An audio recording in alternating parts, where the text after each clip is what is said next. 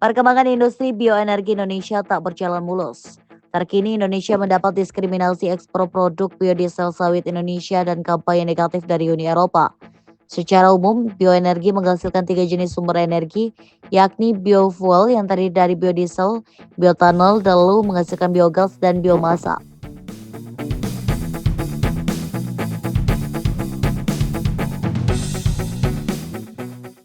Langkah yang dilakukan Uni Eropa antara lain menerapkan kebijakan Renewable Energy Directives atau RED atau pengaturan tentang pembatasan konsumsi minyak kelapa sawit sebagai sumber energi terbarukan.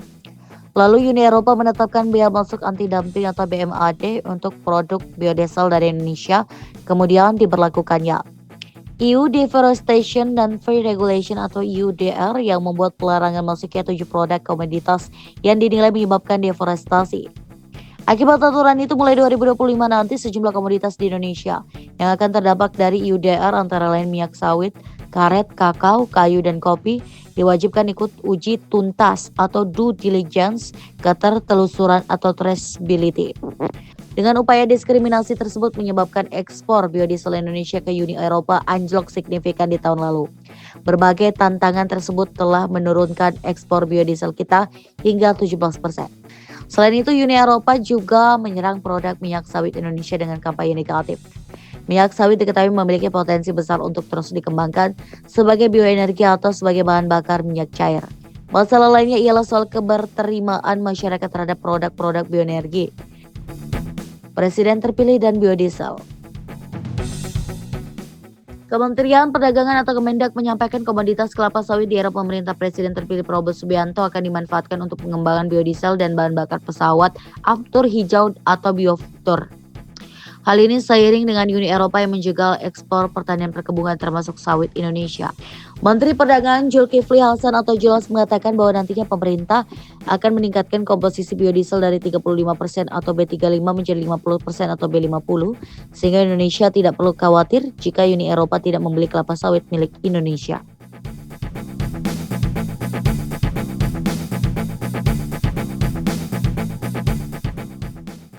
Bahan bakar pesawat berbasis kelapa sawit. Julas menuturkan bahwa tak lama lagi Indonesia akan berinvestasi untuk mengembangkan bahan bakar pesawat atau aftur berbasis kelapa sawit atau bioaftur. Dalam prosesnya bioaftur itu membutuhkan pasokan bahan baku jutaan kelapa sawit. Meski demikian, Julas menyampaikan bahwa Indonesia akan tetap melakukan ekspor kelapa sawit.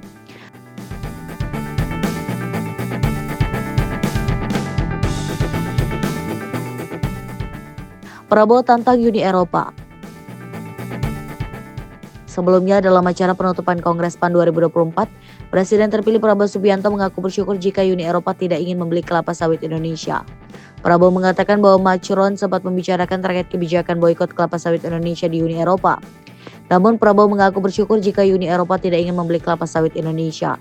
Terlebih Menteri Pertahanan itu mengungkap kini Indonesia menjadi produsen kelapa sawit terbesar di dunia. Makanya waktu saya kemarin di Prancis, saya pertemuan 4 mata sama Macron, mulai agak disinggung soal kelapa sawit. Saya mengatakan, oh yang mulia, enggak usah. Kami merasa justru kalau Eropa tidak mau beli kelapa sawit kita bersyukur. Blessing in disguise.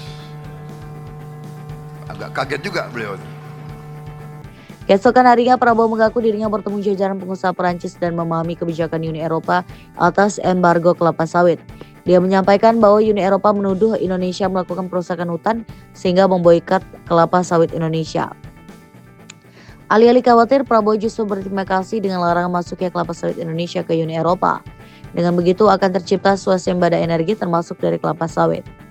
Menurut Prabowo, setidaknya ada 2 kunci yang harus dipegang Indonesia, yaitu pangan dan energi. Prabowo menekankan Indonesia tidak perlu risau jika sudah menggunakan 2 kunci itu.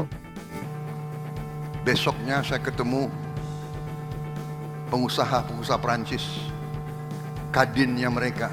Saya ngomong lagi, ya saya paham Uni Eropa embargo kelapa sawit kita. Saya ngomong kata-kata embargo.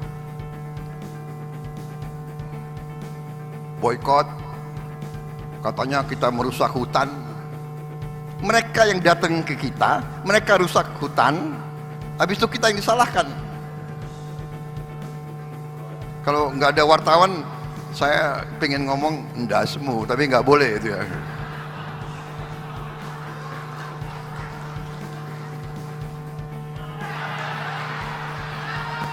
Saudara-saudara sekalian, saya katakan, kalian mau larang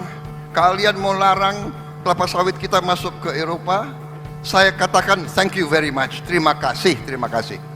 Kami akan gunakan kelapa sawit kami untuk kepentingan rakyat kami. Kami akan swasembada energi, saudara-saudara.